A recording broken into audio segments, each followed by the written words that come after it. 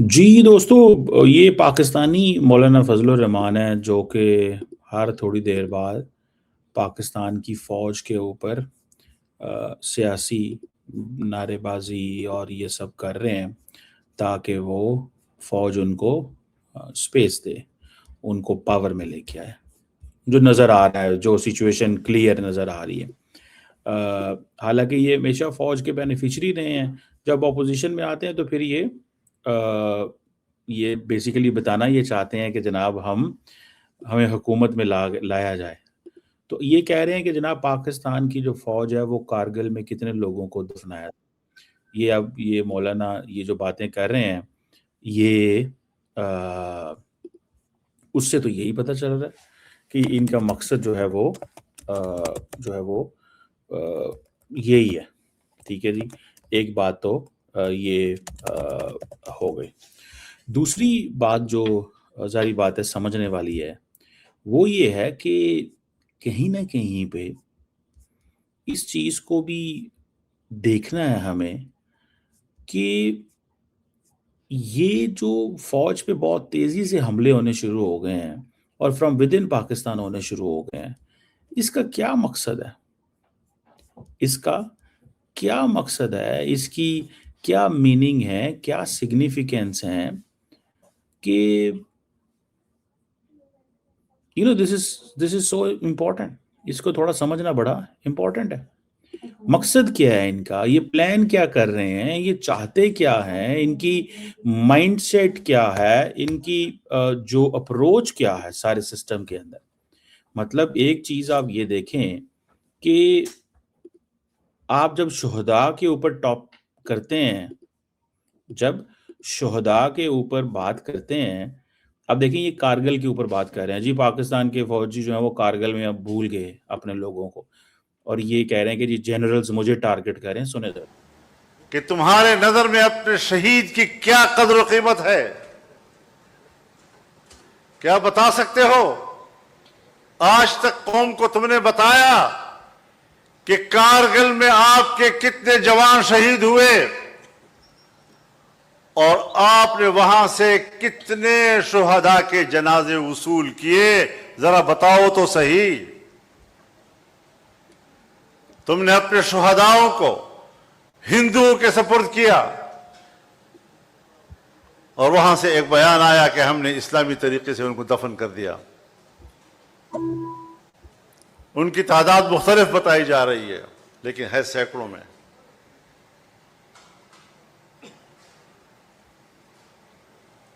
तुम अपने शुहदा के जनाजे वसूल करने के लिए तैयार नहीं हो। तुमने अपने जनाजे हिंदुओं के हवाले किए।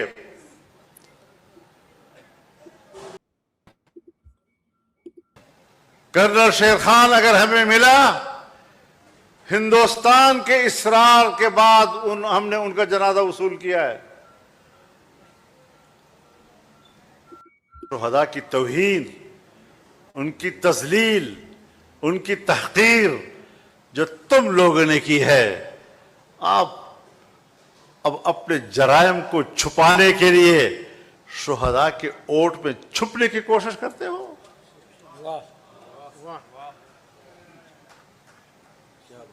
हमने कोई गलत बात नहीं की। अब ये इन्होंने अगले दिन जो बात की थी मौलाना फजलुर रहमान ने, बेसिकली वो इम्पोर्टेंट बात इन्होंने कही थी कि आप जो है वो तुम्हारे जो लोग हैं जो शहीद होते हैं वो पैसे लेते हैं। ठीक है, अब उसको जारी बात है जिसे वो कहते हैं ना वो ये माइंडसेट है कि जी आप ऐसे करें, आप जरा माहौल गर्म करें मुल्क के अंदर, ताकि हमें सिर्फ पावर में आना चाहते हैं और फौज को अंडर प्रेशर लेके आना चाहते हैं कि अगर फौज को अंडर प्रेशर नहीं लेके आएंगे, यही मौलाना है। इन्होंने थोड़ी देर बाद जब इनके पास हुकूमत होनी है तो इन्होंने बोलना भी नहीं, इन्होंने बात भी नहीं करनी, इन्होंने ये सोचना भी नहीं है कि हमें क्या करना है और क्या जो है वो नहीं करना। इसको थोड़ा सा हमें इस एंगल से देखना चाहिए कि ये सिर्फ और सिर्फ सियासत है। अब ये क्या कह रहे हैं? अब जैसे इंडिया की फौज जो अपोजिशन लीडर है राहुल गांधी, वो क्या कर रहे थे? वो मोदी को कहते थे बताओ कितने लोग शहीद हुए हैं ऑपरेशन में। اور پھر اگلے دن جو ان کے اوپر پریشر بنا کہ تم لوگوں نے یہ بتایا کیوں نہیں ہمیں, تم لوگوں نے یہ بتایا نہیں کہ ہمارے لوگ کتنے لوگ شہید ہوئے ہیں, اور یہ کیوں بتایا ہے, ابھی کیوں بتایا ہے, ابھی کیوں بتایا یہ سارا, ابھی کیوں بتایا یہ سارا, سمجھ رہے ہیں. تو یہ ایک that's very significant development by the way جو پاکستان کی سیاست میں ہو رہی ہے. یہ بھی سنیں یہ کیا کہہ رہے ہیں. اور ایک مولوی صاحب اگلے دن رات کو ایک کھانے پر میرے ساتھ بیٹھا ہے, مجھے مبارکباد بھی دے رہا ہے جلسے کی, اور اگلے دن رو رہا ہے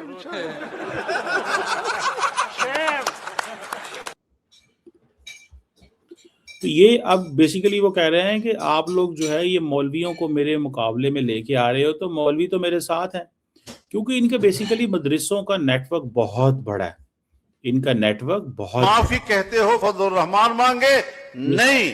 آج اگر میری بات غلط ہے مجھے آپ ضرور رائے دیں, آپ قانون کے ماہر ہیں, میری رہنمائی کریں. میرا مطالبہ یہ ہے کہ جس فوج نے اور جس جنرل نے جس دفتر سے میرے خلاف اور میری جماعت کے خلاف پروپیگنڈا کمانڈ کیا ہے اس کو معافی مانگنی ہوگی. تو اصل میں بیسیکلی اب یہ کارگل کے اوپر آ گئے ہیں کہ جی کارگل میں کیا ہوا. جیسے میں نے بتایا نا, راہل گاندھی سے پوچھتے تھے, راہل گاندھی یا اپوزیشن حکومت مودی سے پوچھتی تھی بتائیں جناب کہ کدھر گئے لوگ, ہمارے لوگوں کو کیا کیا. تو یہ بیسیکلی ساری کی ساری جو پالیٹکس ہے نا, یاد رکھیں یہ پالیٹکس اس طرح ہو رہی ہے, اور کوئی طریقہ کار نہیں ہوتا. یہی طریقہ کار ہوتا ہے, آپ سیاست کرو, آپ یہ کرو, آپ وہ کرو, فلان کرو, ڈمکان کرو. تو مجھے ایسا لگتا ہے کہ یہ ایک کہیں پہ ایک ایسا ماحول ہے جس کو دیکھا جا رہا ہے کہ جتنا زیادہ ہم پاکستان کی آرمی کو انڈر پریشر کریں گے, گلوبل لیول پہ چیزیں پیسے ہی پاکستان کی فیور میں ہیں, تو ڈومیسٹکلی پاکستان کو پریشرائز کیا جائے. تو یہ بھی مولانا بھی یہ سمجھتے ہیں کہ کیونکہ گلوبلی چیزیں اس وقت فوج کی فیور میں جا رہی ہیں, گھر میں بھی چیزیں مینج ہو رہی ہیں, یہ دہشت گردی کا پنڈورا باکس بلوچستان میں کھلا, تو وہ سمجھتے ہیں کہ اب ذرا فوج کو تھوڑا سا ہم وہ کریں, وہ جسے کہتے ہیں نا انڈر پریشر لے کے آئیں, تاکہ ایک طرف دہشت گرد لڑ رہے ہیں, دوسری طرف ہم بھی ان کو پریشرائز کریں, کیونکہ انٹرنیشنل سپورٹ تو فوج کے ساتھ آ گئی ہے, کیونکہ فوج ریلیونٹ ہے, حکومت ریلیونٹ ہے. ٹھیک ہے جی, یہ چیزیں ہیں. اس چیز کو obviously people are watching this very carefully, لوگ اس کو دیکھ رہے ہیں کہ یہ ہو کیا رہا ہے ملک کے اندر, اور اس کا فائدہ کون اٹھائے گا؟ فائدہ کوئی نہیں اٹھائے گا سوائے انڈیا.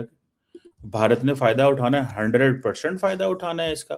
یہ جو مولانا فضل الرحمان کر رہے ہیں اس وقت, کسی کو کوئی فائدہ نہیں ہے اس کا سوائے مولانا بھارت کو. اب بھارت کیا کہے گا؟ وہ نیریٹو کہیں گے جی دیکھیں جو ہم نے نیریٹو بنایا تھا وہ نیریٹو تو دیکھیں بالکل ٹھیک ہے, ہم نے پاکستان کی فوج کے بارے میں جو باتیں کی تھی وہ دیکھیں بالکل ٹھیک ہے, ہم تو پہلے ہی کہہ رہے تھے کہ یہ ایسے ہیں اور یہ ویسے ہیں اور ہم ان کو یہ کرنا چاہتے ہیں اور یہ وہ کرنا چاہتے ہیں. تو مجھے لگتا ہے کہ یہ ایک اننیسیسری سی وار ہے, وہ جسے کہتے ہیں نا اس کی بات جو ہے وہ کی جا رہی ہے, اننیسیسری وار کی, اننیسیسری وار ہے جس کی بات کی جا رہی ہے. اور اس وار کو وہ جسے کہتے ہیں نا اب وہ گھسیٹ رہے ہیں. ٹھیک ہے جی, کہیں نہ کہیں پہ یہ گھسیٹنا چاہتے ہیں. ٹھیک ہے, کہ دس is important, this is important, یہ ایک امپورٹنٹ چیز ہے. بہرحال ظاہری بات ہے اس کی وہ جسے کہتے ہیں نا کہیں نہ کہیں پہ اگر فوج پہ یہ پریشر آئے گا تو یہ سمجھتے ہیں کہ ہم کامیاب ہوں گے. ایکسٹرنل فوج مضبوط ہے, باہر سے مضبوط ہوئی ہے, گلوبل ریلیونس ہے, اس ریلیونس کو کیسے کم کرنا ہے؟ تو پھر بیچ میں کارگل کی باتیں, اور وہ کیونکہ شہداء کا وہ کہتے ہیں جی آپ شہداء کو کا استعمال کیا جا رہا ہے. ٹھیک ہے, لیکن شہداء نے تو جتنی قربانیاں دی ہیں ان کے بارے میں یہ کہنا کہ جی تم پیسے لیتے ہو, میں کہتا ہوں یہ شرم آنی چاہیے اس چیز پہ, یہ الفاظ پہ شرم آنی چاہیے. یہ بات کہتے ہوئے کہ ہم لوگ یا کوئی بندہ جو ہے وہ 2 لاکھ روپیہ لیتا ہے, 5 لاکھ روپیہ لیتا ہے, 10 لاکھ روپیہ لیتا ہے, 50 لاکھ روپیہ لیتا ہے. مطلب اٹس سو شیمفل. دنیا میں کون سا ایسا بندہ ہوگا جس کو آپ $5 لاکھ دو گے, $2 لاکھ دو اور کہو کہ بھائی جان یہ $2 لاکھ تمہیں دے رہے ہیں, یہ 2 لاکھ تم مت دو. بھائی کون ایسے کرے گا؟ میں تو اس چیز کو I really want to understand this. مجھے تو اس چیز کو سمجھنا ہے اور میں جاننا چاہتا ہوں کہ یہ کیسے how can they do this. یہ کر بھی کیسے سکتے ہیں اس کو, اور یہ سوچ بھی کیسے سکتے ہیں کہ ہمیں یہ سارا کچھ جو ہے وہ کرنا ہے. سو انفارچونیٹ. پاکستان کی سیاست میں صرف انڈیا کو, ایک طرف وہ عمران خان صاحب کی بہن ہے, اس نے آج وہ سارا کر دیا. اب یہ اپوزیشن ہے, انہوں نے یہ بھی سارا کچھ کر دیا. تو یہ تو وہ جیسے کہتے ہیں نا وہ کیا کیا عجیب بات ہے یہ سنیں. لیکن پاکستان کے لیے مودی کے ساتھ پراؤڈ مومنٹ مودی کے ساتھ مل کے ڈرامہ کیا تھا, تعریف مار کا حق نہیں. انہوں نے پاکستان کے لیے مودی کے ساتھ پراؤڈ مومنٹ مودی کے ساتھ مل کے ڈرامہ کیا تھا. تمہارے خیال مودی چاہتا ہے ان کو 2 منٹ میں فکس کر دیتا؟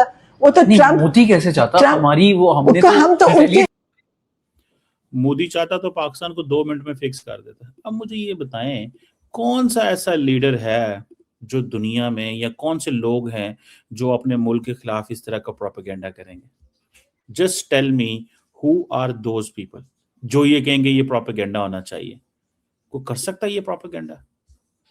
جسٹ امیجن کریں کہ کیا کوئی یہ پروپیگنڈا کر سکتا ہے, یا یہ کوئی بات کر سکتا ہے, یا اس نیریٹیو کو یا اس فریم ورک کو لے کے جا سکتا ہے. مطلب کیا ہی وہ جسے کہتے ہیں نا, مطلب کہیں نہ کہیں پہ مجھے افسوس ہوتا ہے یہ دیکھ کے کہ ہمارے سیاستدان اپنے سیاسی فائدے کے لیے, for the sake of its own advantage, ہمارے سیاستدان اپنے تھوڑے سے سیاسی فائدے کے لیے چاہتے ہیں کہ جو ملک کا امیج ہے دنیا کے اندر وہ خراب ہو جائے. مطلب یہ ایک وہ جسے کہتے ہیں نا ایک فریم ورک ہے, ٹھیک ہے جی. تو کہیں نہ کہیں پہ جو بات ہے وہ اس انداز میں نظر آ رہی ہے کہ کہیں نہ کہیں پہ ایک چیز جو ہے وہ ہے. اب یہ جو اب پشاور ہائی کورٹ میں وکیلوں کے سامنے بیٹھ کے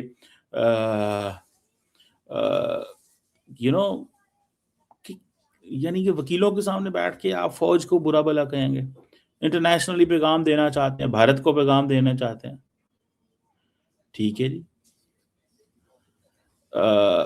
کہیں نہ کہیں پہ افسوس ہوتا ہے. اور یہ مولانا مجھے بتائیں کہ دودھ کے دھلے ہوئے ہیں اسٹیبلشمنٹ کے ساتھ, فوج کے ساتھ مل کے, خود انہوں نے کیا کیا ماضی میں نہیں کیا ہوا, کیا کیا ماضی میں نہیں کیا ہوا. میں تو اس چیز کو جسے کہتے ہیں نا میں جاننا چاہتا ہوں یار. I really want to understand ان لوگوں نے. اور پھر جو جہاد کلچر اس ملک میں آیا وہ مولانا کے مدرسوں سے تو ہی آیا, وہ مولانا کے مدرسوں سے تو ہی آیا, اور کہاں سے آیا, اور کہاں سے آیا یہ جسٹ ٹو انڈرسٹینڈ دس اس کو تھوڑا اگر میں سمجھنے کی کوشش کروں تو یہ کہاں سے آیا جہاد کلچر, who brought this جہاد کلچر, یہ کیسے ہوا یہ سارا کچھ. this is so shameful at the end of the day. بڑا افسوس ہوتا ہے یہ جانتے ہوئے کہ یار یہ ہمارے لوگ کیا کرتے ہیں, ہمارے لوگ کیا کرتے ہیں اور کیسے یہ سارا کر لیتے ہیں.